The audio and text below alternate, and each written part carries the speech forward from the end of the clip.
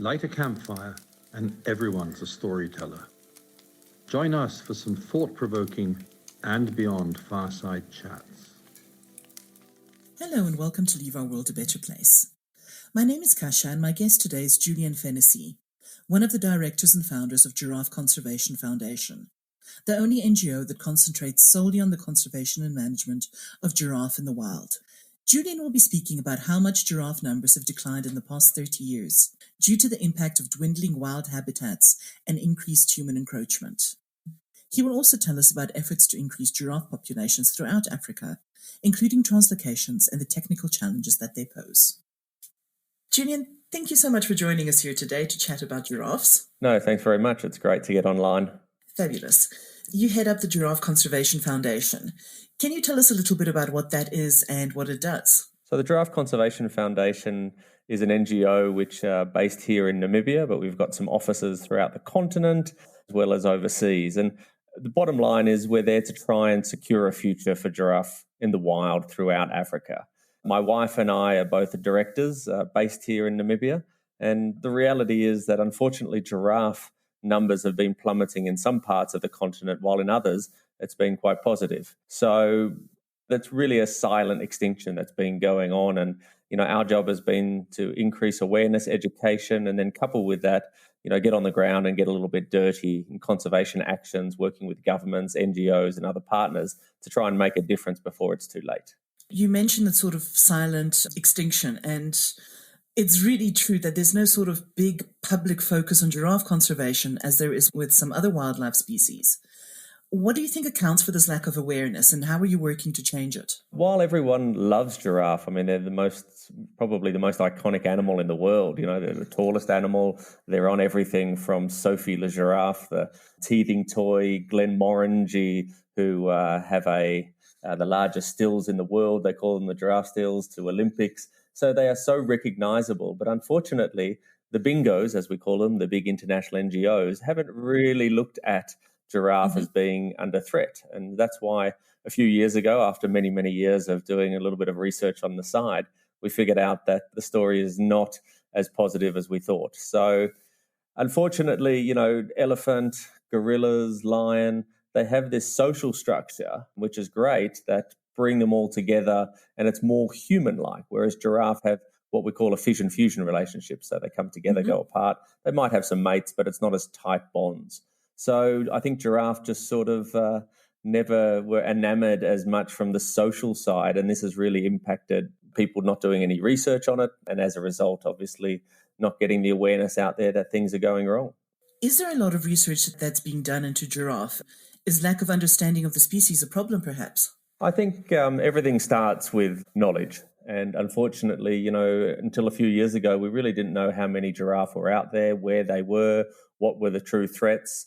Increasingly, we're getting more and more information. There's more interest happening across the continent. There's more researchers, both Africans, which is awesome, as well as internationals coming and working together with partners on the ground. So we're slowly getting more information out there, and this has led to things like developing national strategies. This had never happened before, and now I think we're up to 5 national strategies, and actually only next week we are developing the first ever CASA, which is the Kavango-Zambezi Transfrontier Conservation Area regional giraffe strategy. So we're getting out there, we're getting the information. If we know how many there are, then we can look at how to protect them better. Mm-hmm. The Giraffe Conservation Foundation's done quite a bit of research, and one of the recent things you looked at was the number of giraffe species and how to classify them. Can you tell us a little bit about that? So for the last 20-odd years, on and off, we've collected a lot of tissue samples from giraffe across all major populations in the continent. And working with partners in Senckenberg in Germany, as well as all the governments and NGOs on the ground, we've figured out that there's 4 species of giraffe. This was not what was intended. It was quite a surprise to all of us when we found it out a few years ago. And just recently, we published more information using solid genomic level analysis. And this has come out that these 4 giraffe, which is the northern, throughout the whole northern part of Africa, the reticulated up in East Africa, the Maasai, which includes the thornycrops, as well as the southern giraffe, they make them up. And more than half of them are here in southern Africa, and the numbers are doing really well. And for me and for Giraffe Conservation Foundation, the conservation importance is closely linked with these genetic findings, because we now know that 3 of those 4 species, if they were to be listed on the IUCN Red List, which is the guys who say is it endangered or vulnerable, Yes. they would be definitely endangered or critically endangered would be 3 of them. And the one in Southern Africa would be least concern. So that's super positive down here.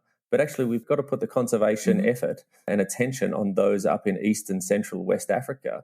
And with that has got to come some dollars. I mean, that's the bottom line. We can only save Africa in Africa by Africans, but we need the valuable financial support to make this happen. Absolutely. And then the fact that there are these different species means it's not quite as easy as it would appear to boost those populations. You can't just take, say, giraffe from one part of Africa and just put them into another one without considering the genetic makeup and whether it is actually the right species. Is that right? Yeah, I know it's correct. I mean, for years we've been losing biodiversity. And as we all know, we're going into the 6th extinction. If we were now knowingly ignorant to just move giraffe or any animals around without doing a little bit of work behind the scenes, we're the ones who are at fault. So now we know there's 4 distinct species. So if we're going to pick up giraffe and want to set up a new population, let's say Malawi, what we did in Malawi is there was about 15 giraffe already living there in small populations. They'd been wiped out for years, unfortunately, due to local pressures. We got a genetic analysis or a sample from each of them. We analysed it and we found out that they were South African giraffe. So we went down to South Africa, and the very first translocation we did up there was using South African giraffe. So we're using science to help inform appropriately conservation management decisions. Okay, so going back to basics a little bit, can you tell me about some of the threats that giraffe face and why their numbers are declining so much? Unfortunately, giraffe numbers are plummeting in some areas for the same reasons as many other animals: habitat loss, human population growth, in development, oils, roads, etc. The bottom line is people. There's just too many of us. We've got to stop breeding, I think, is probably the first step. But, we need to increase land for agriculture for people. And unfortunately, the agricultural practices are not as good as they should be. So therefore, there's a lot of slash and burn in some areas. So we're losing habitat for giraffe and other animals. So that shrinks them down into smaller, fragmented areas. So they cannot have their genetic exchange. So the population can't grow as big anymore. If we're going to save giraffe and most animals around the world, it's habitat. We need to conserve and preserve large swathes of habitat. And, there's some awesome NGOs and governments out there doing some amazing work around that. And our job is to work with them on the giraffe side. But giraffe have also suffered over the years from disease. Rinderpest through the 1800s caused massive decline in giraffe. I mean, estimates of over 90% of giraffe populations in some area were lost because of rinderpest. So that's been a big factor. We don't know what climate change is truly going to happen to giraffe and their habitat. So that's definitely something that's of great concern. And then the bottom line is, people like to eat food. So unfortunately, poaching or illegal hunting, especially throughout East and Central Africa, has caused a massive decline in recent years for giraffe. Okay. That's not really something that you hear a lot about. I mean, you hear a lot about rhino poaching or elephant poaching. With giraffe, is it more a case of subsistence poaching for them? Exactly. So that's what it is. It's more that, it's a big animal. There's a lot of food on it. And so they call it war fodder. So in times of trouble, especially say throughout DRC over the years, and then South Sudan, CAR, Chad, large, animals that have got a lot of meat on them have fed literally armies. So, yeah, that's been a big issue. And that's why it's not an issue with something like international trade. Because giraffe is not about, sending a rhino horn or an elephant tusk. It really is about subsistence poaching and feeding the local market. So things have to be done locally if we're going to try and make a difference on that front. Absolutely. All right. I think a lot of other species that are viewed sort of as an indicator species for the health of the ecosystem, they get quite a lot of attention. Do giraffes sort of fulfill the same function, or is it more about just lack of habitat in their case? No, giraffe definitely fill a role of an umbrella or an indicator species. I think if you can conserve the habitat for giraffe, and we do a lot of tracking of them to figuring out how large a landscape do they use and where and how and why at different times of the year. So if we were to conserve giraffe along with, other large mammals, whether it's rhino, black or white, and elephant, we're really protecting large areas, which is obviously going to have a massive knock-on effect for saving other species. So, giraffe, unfortunately, while they've hit the high notes in terms of their size, they unfortunately have not been something of a priority for many of these traditional larger NGOs. Mm-hmm. Okay. So in terms of the Giraffe Conservation Fund and how it works, you have something called the Giraffe Action Fund, the way I understand it, and that supports a variety of conservation projects. What are the areas that you focus on and what kind of support do you provide? So our Giraffe Action Fund is a pot, for want of a better word, that we can dip into when we have some new things happening or there needs support. Some of it can be well planned in time. Some of it is actually just quick responsive action. So this has over the years supported everything from helping to develop the capacity, skills of wildlife veterinarians working across Africa, masters, PhD students to understand specific things in specific populations, all the way through to large translocations. Mm-hmm. In the last 5 years, I think we've helped governments and other NGOs and working with communities, for example, here in Namibia, to expand the giraffe range by more than, I would say, 6.5 to 7 million acres of land in the last 5 years. So this Giraffe Action Fund is really to help figure out what's going on quickly. It's helped figure out further information about what do giraffe eat, when do they eat, what do they do when you move them into a new area, how far do they move, and importantly, it's got a lot of anti-poaching support behind it. And this is the big thing these days in many areas, that whilst we're supporting giraffe through the Action Fund, it's the knock-on effect to help elephant, buffalo, chimpanzees, wherever we are, through anti-poaching support has been invaluable. It can't be thought of as just a standalone. Giraffe is one of the many species in these populations, but it can play a role as well, and yes. Which is fantastic. Yeah, so it's equally about habitat protection as it is about actual giraffe. Exactly. In some ways. Yeah, no, for sure. We need to keep the giraffe still on the ground. That's the most important thing. Otherwise, they won't have a future. But that habitat protection is critical, and I think that's why we forge lots of really good, solid, and collaborative partnerships. That's one of the key things that we do at Giraffe Conservation Foundation, is whether it's working with the Ugandan Wildlife Authority or Kenya Wildlife Service, or other governments around the continent, but equally we're working with African Parks Network or Peace Parks Foundation to help them provide all giraffe conservation management support in the areas that they manage. And I think this is a great symbiosis that, we bring our technical skills and support and focus on giraffe while they are looking in the bigger picture. It's definitely a growing area, I think, conservation coalitions and throughout the industry, and just people focusing on working together for the greater good. Well, and it's funny you say that. Just like a month or so ago, obviously I was working with my son in Pindar, and I think that's a great example of what a conservation collaboration should be. We obviously all come from different backgrounds, but our prime focus is wildlife conservation and the habitat that they need. And we've been trialling new GPS satellite technology with the team at Pindar. It's been great working with Simon Naylor. We only met a year or so ago, but I think we're two peas from the same pod, really, in the way we think and how we want to, move things forward. So we've got some technology that's been on for the last month, and it's super exciting. And all of a sudden, we can see how changes in size of units being fitted to giraffe to understand where their movements are. What we're finding in Pindar is already going to be used in the next couple of months on populations across Africa, because it seems too good to be true. So touch wood. Amazing. Okay, so using what you've been working on at Pindar as an example, can you just talk us a little bit through the concept of translocations, why they're so important? And for example, the upcoming translocation from Pindar in South Africa to Malawi, why are the giraffe being moved?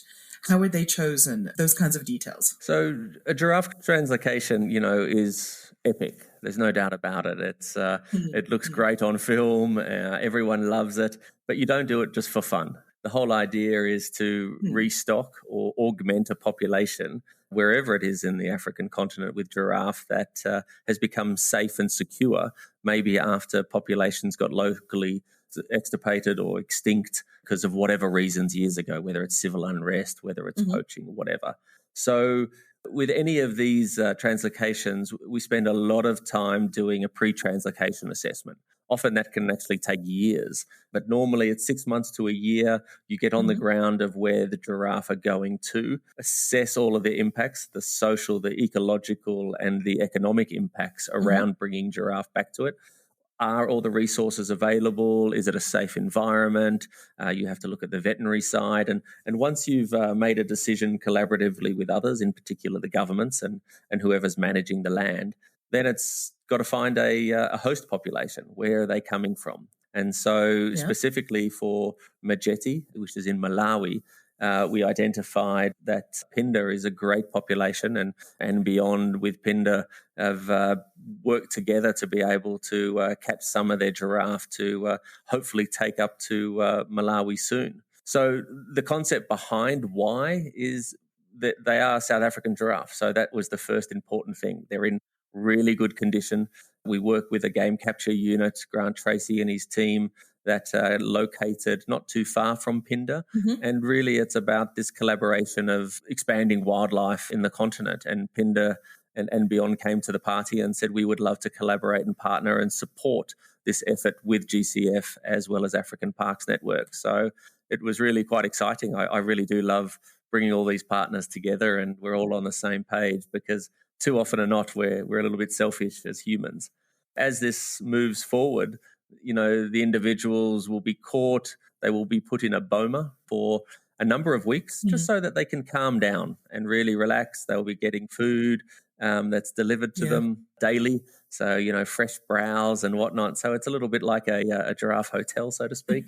And then they'll start the long haul up. It's about a 2,500 kilometre stretch. We've initiated a couple of years ago the very first translocation up there. So this is the second one and probably the last one to go to this population for some time. But it, from my understanding, is the biggest or the longest ground move of giraffe that's been done in Africa.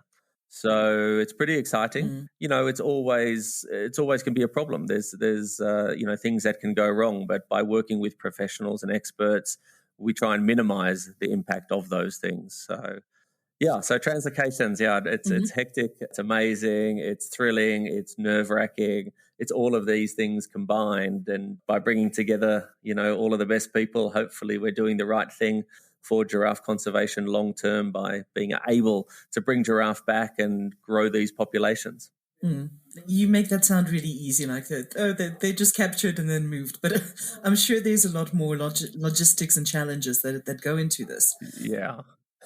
So I could probably, you always gloss over sort of certain aspects but I suppose that capture stuff, it looks quite hectic at times, but really, we use the best methods, the best veterinarians, and often it's a chemical immobilization whereby a dart with a drug goes into a giraffe, and each giraffe is individually captured using ropes to secure them down to the ground safely. Put into a little, what we call a recovery trailer, and then they're shipped off to a boma or to a truck where they settle down for a while before that move, as I said.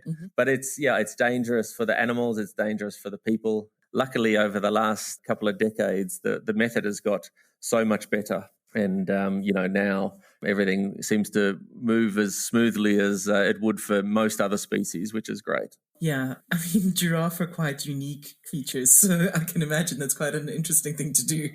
Yeah, it's madness. There's so many things that when people come and watch and be involved in it, it's a life experience. There's no doubt about it. But obviously, one has to be careful for all of us concerned, and that's at the heart of it, is the welfare of both people and animals. And then you say the actual move is done by road.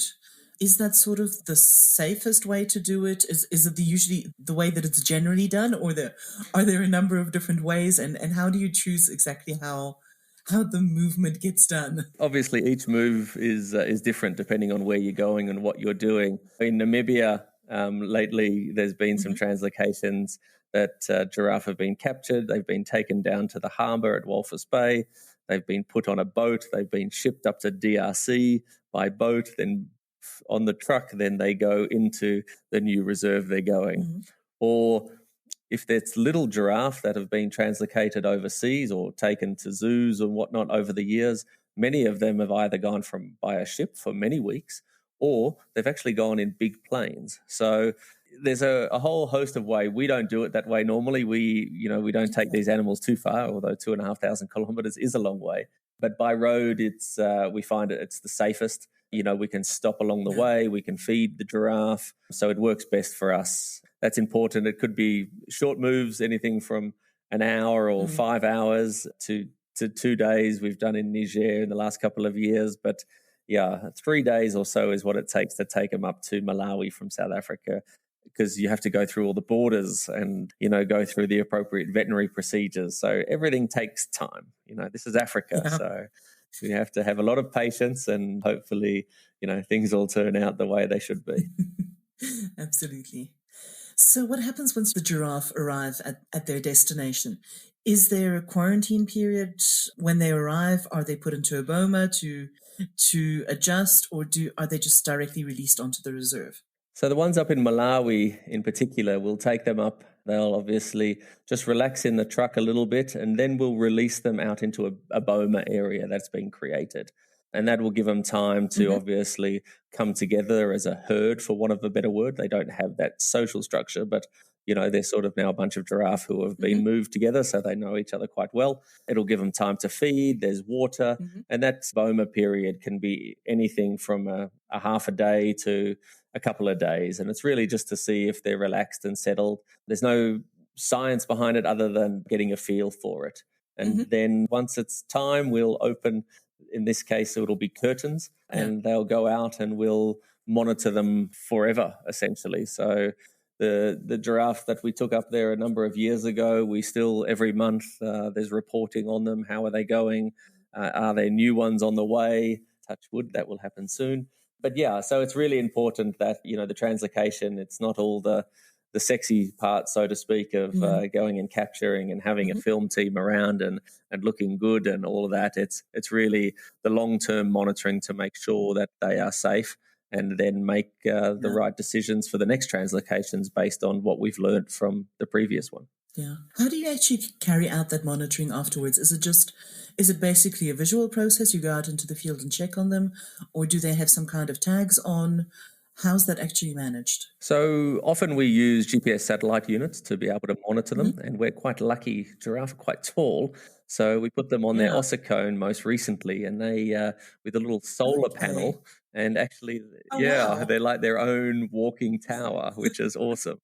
That's amazing. So you can sit anywhere in the world and you can get that data beamed to you. But that's really quite expensive. Each unit's like $2,500 just for the unit. And in places like Malawi, there, in other places as well, there is local networks. So you can run off a cell phone network, so you can just change the technology inside these units. But most importantly, giraffe have sort of their own system. They have individual spot patterns. And so every single giraffe, like your fingerprint, is unique, their spot pattern. We have worked with a whole host of people over the years, and there's individual ID software programs like artificial intelligence that you take a photo of a giraffe, you run it through it, and it'll tell you if you already have that giraffe, if it's Bob or Susie or Frank or John or whoever. And so monthly, by individually identifying them, you can get a really good understanding of where they are, what they're doing, who are they friends with, etc. So, monitoring is, requires a bit of time on the ground normally from people working in the area, but it's really critical to know that they're safe and sound, and that hopefully the lion population in some areas is not having too much of an impact. And touch wood, nothing so far. Okay, so the monitoring goes on for quite a long time. And as part of that, importantly, how do you measure the success of a translocation? So success, I suppose, can be thought of as short-term. Picked up animals, moved them somewhere, everything is going well, and they are living what is perceived to be happy and healthy, and creating what we call is a home range, an area that they move in and spend most of their time. Then medium term, we start to see, giraffe have a gestation period of 15 months. So, if you can see in the first 2-3 years that giraffe are starting to breed, then that's another good indicator that they've settled, they've relaxed, and obviously offspring are being developed. A good example of that is a place called Lake Mburo. It's a national park in Uganda where 15 giraffe were moved. We continue monitoring them. And in the last 6 years, the population has grown from 15 to 33 individuals today. So that's a pretty good sign of success. And then long term really is that the population is self-sustaining, viable. A lot of people, interestingly, talk about the genetic side and that there'll be inbreeding and issues like that. I'm fascinated with this a little bit. I'm not a geneticist, but we work with a lot of them. And no one really has been able to tell me what inbreeding is in giraffe. So they seem to breed, they produce viable offspring, they're happy, and they seem to grow up. So we're actually just starting to look at that at the moment, in particular for translocated populations. Are the genes, of the individuals, are they closely related or not? So we've just been setting up programs to monitor that in different areas, and that will be one of those indicators of success, is that in future, if they're are healthy, there's sort of certain genetic tests you can do to see if there's inbreeding or not. But if they seem healthy, then that's great. But in future, you might have to augment with a few different individuals to help get new genes into the population. So it's not something that tick, move on, but also there's a bit of luck in all of this. There's so many giraffe and other animals being moved down around Southern Africa for years. And, little Omar has wanted 2 giraffe on her plot, and now she has 30, and they breed well. One must be careful. That's an amazing insight into translocations, into monitoring. I think it's really fascinating. Brilliant. Okay, just to round off with, I'd like to talk a little bit about World Giraffe Day, which is coming up on the 21st of June. Can you tell us a little bit about this concept? Where did the idea come from? What is World Giraffe Day 2021 dedicated to? How our listeners can get involved in it? So World Giraffe Day makes common sense. 21st of June. Do you know what 21st of June is? It is the longest night of the year. There you go. Well, so the solstice. For us. Yeah, it depends. Yeah, we're the longest night. So we often, when we started this concept in 2014, my wife was sitting on a couch and we thought, what's a good day for World Giraffe Day? And I said the 21st of December because I'm an Australian by trade, but living in Namibia. And I said, well, it's the longest day. And she looked at me, she said, you are so silly. And that's polite. But basically, she said, there is no money in the Southern Hemisphere. If we're trying to get education and awareness, it's all in the Northern Hemisphere. It's like, very good point. At least we're open and honest about that. So it's the longest day or night for the tallest animal. It's a day of appreciation that never happened before. 2014, we kicked it off. And, in the years subsequent, it's been sort of the largest conservation awareness day for giraffe ever in the world. It really is a day that people can learn more about it. People can go online to various social media outlets we have and others have, learn more about giraffe. There's lots of activities that people are doing around the world. The zoo community has been amazing. And so lots of zoos throughout Europe and North America, they have big days around Giraffe Day. So that's super cool. This year in particular, 2021, is about the West African giraffe and trying to, make sure there is a future for them. It's quite an amazing conservation success story, in all honesty, and hopefully will continue to be. The numbers of giraffe were down to 49 individuals in the whole of West Africa in the mid-1990s. They'd gone missing in so many African countries throughout the area, with the exception of Niger. So it's one of the poorest countries in the world, yet these 49 individuals, with the conservation support of the government and local international NGOs, now sits at over 600 individuals. Oh, wow. Yeah, I know. It's truly amazing. That's huge growth. It is brilliant. It's an average of 12 to 13%. They only live in and amongst people. They're not in a national park. So it's really been a combined effort of everyone coming together. And a couple of years ago, we set up a new population in Niger in a place called Gadabaji Biosphere Reserve. It used to have giraffe 20, 30 years ago, but went locally extinct due to drought and associated problems around that. And we've moved 8 giraffe in there a couple of years ago. And our plan, with the support of World Giraffe Day this year, is to move some more giraffe, but also protect the majority of the population that's in an area, funnily enough, called the Giraffe Zone. Okay. And that's about only 60, 70, 80 kilometers from the capital, Niamey. It's an amazing community-based conservation effort that we've been fortunate enough to be involved for more than a decade. And it's all about partners and partnerships. And, we'd love everyone to stand tall, stick their neck out for giraffe on World Giraffe Day. They can donate online through the World Giraffe Day, Giraffe Conservation Foundation website. But as important is tell your friends, tell your neighbors, learn more about giraffe, about their plight. And the more information is out there, the more we can hopefully do long term to realize that we need to make a difference for this amazing animal. That's amazing. Just in terms, you've mentioned the website.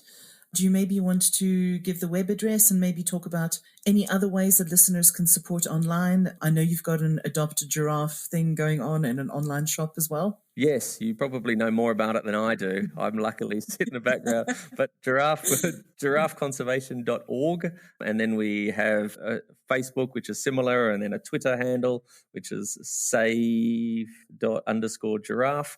All of these ways, we have ongoing stories and about what we do and our partners do across the continent. And Adopt a Giraffe. So it's a symbolic adoption of giraffe in northwest Namibia, where we've done long-term research. And from my understanding, and I sort of have some idea, is the longest running giraffe conservation monitoring program ever. That's just one of the things. We just don't have long-term data. There's a whole bunch of giraffe that literally are walking around out there every month.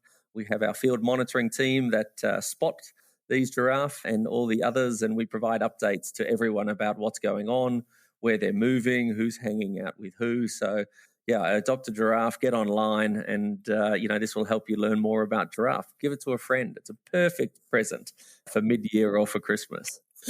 Absolutely. Fabulous. Julian, thank you so much for joining us today. It's been really, really fascinating getting a bit of a glimpse into giraffe and giraffe translocation. So thanks so much. No, thanks a million. It's great to be online and share a little bit with giraffe with audiences out there. So everyone stand tall on World Giraffe Day. Thanks again, Julian. Thank you for listening to Leave Our World a Better Place. Don't forget to subscribe to make sure that you never miss an episode. If you'd like to find out more about And Beyond, please log on to our website at andbeyond.com.